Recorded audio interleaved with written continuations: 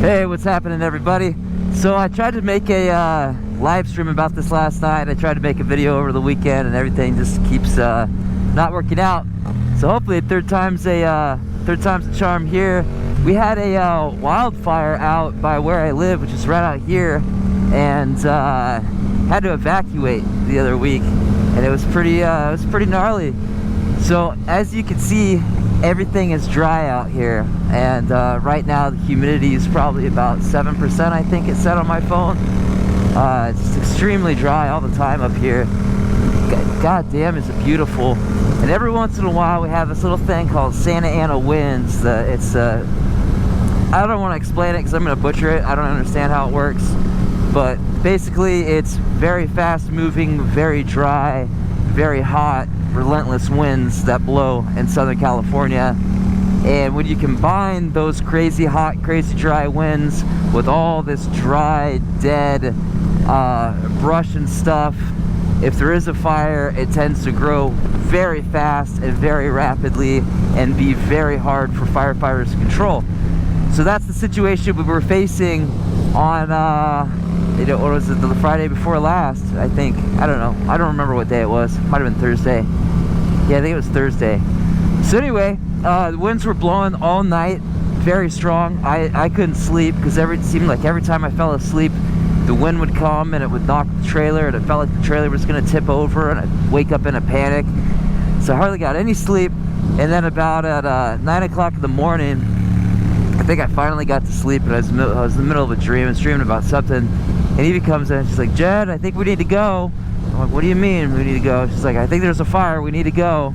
Everybody's packing up and you can see smoke." And so I jumped up out of bed and I went outside and tried to figure out how far away it was, and figure out how much time we had and everything, because we have 3 different plans. We have a plan, if the fire is right there. We have a plan if we have 5 to 10 minutes to pack up, and we have another plan if we have like half an hour or more. It's far away, it may or may not come here, we're probably gonna be okay, kind of thing. So I decided it was the 5 to 10 minutes, so I made the decision, okay, let's pack what we can in the next 5 minutes in the van and then take off and just go. Because I've been watching these documentaries about the campfire that destroyed Paradise, California last year, and this town that we live in is about the same. There's 2 ways in and 2 ways out, and they're little 2-lane highways like this, and there's about 40,000 people that live in the area, and the roads are not enough to support all those people. And where the fire was, which is right up here, is going straight towards the town. There's a little canyon that goes straight towards the town, and we're just on the side of that canyon. So if the fire did explode, it could take out the town and we wouldn't be able to get out. It would be the same situation, just like the campfire. There are so many parallels between this town and that one, and it's just okay. So the fire was down here. I'm gonna go past a little bit, wait for that truck, because I don't want to breathe in all that dust. I also don't want to pass him and create dust for him.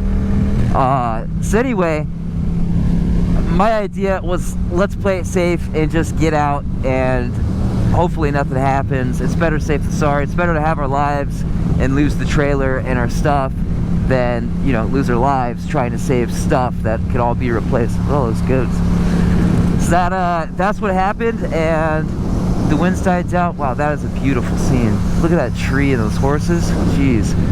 So that's what happened, and the winds ended up dying down. But I talked to some guys that work on the helicopters that fight the fires, and they were saying they were planning for all of the town that we live in to burn.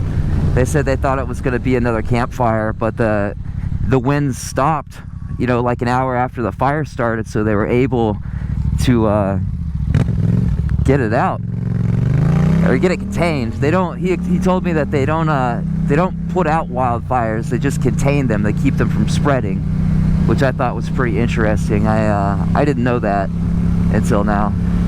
But anyway, so we played it safe, and then a couple days later there was another Santa Ana wind event, which they were saying was going to be the strongest of the season and everything. So we just packed up all our stuff and stayed with friends at a non-wildfire area, and it was fine. There was no fire. But yeah, that was a pretty terrifying event. I kind of wish I wouldn't have watched those documentaries on the campfire, but I'm glad I did, because I understand the reality of it. When you've got, 40 to 100 mile an hour winds blowing sideways against a fire with all this extremely dry vegetation, it just blows all the embers. So it's like the wind is just full of hot embers, and it just keeps moving, and it creates just hundreds, or if not thousands, of little fires in front of the fire, and it keeps growing that way, and it all morphs into one giant one, and there's just nothing they can do.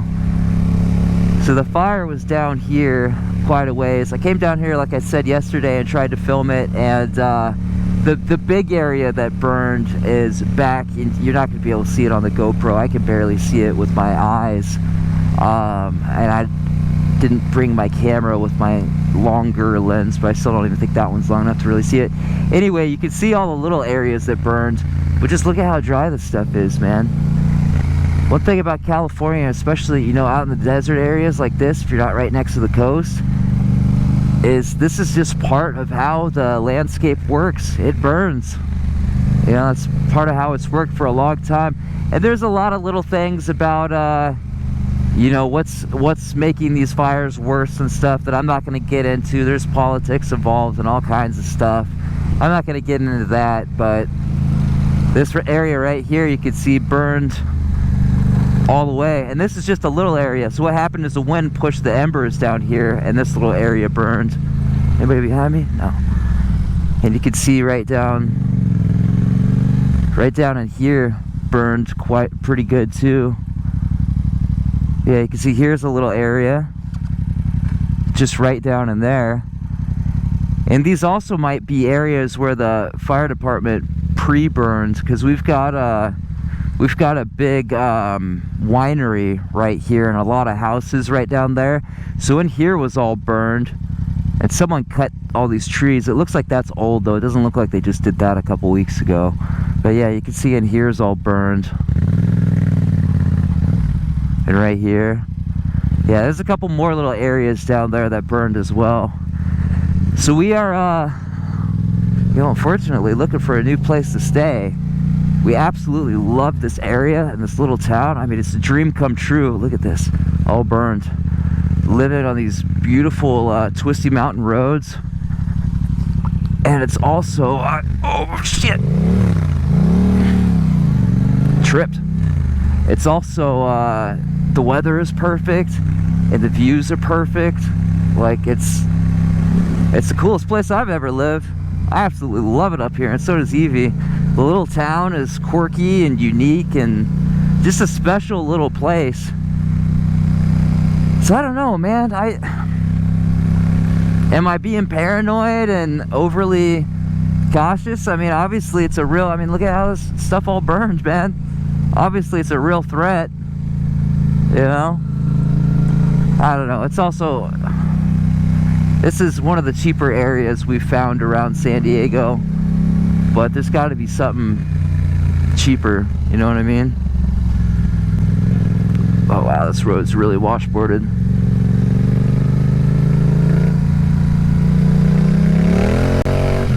I try not to tear up the dirt road too much, but you gotta get a little sideways every once in a while.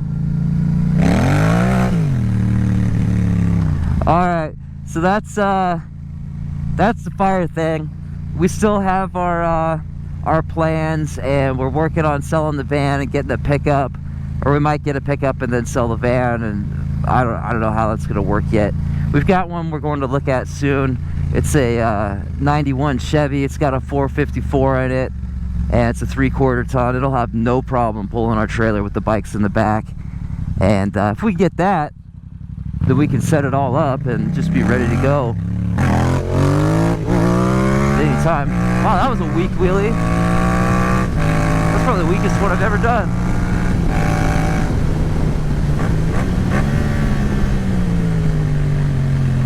So yeah, here's the problem. Even if we get the truck and hook up the trailer to it, if there is a fire, And we gotta get out. I'd rather be on this. I think that's a cop up there. So I can get around traffic. Because I've seen those videos of the campfire, man, and it was... people were just sitting there stuck in gridlock traffic.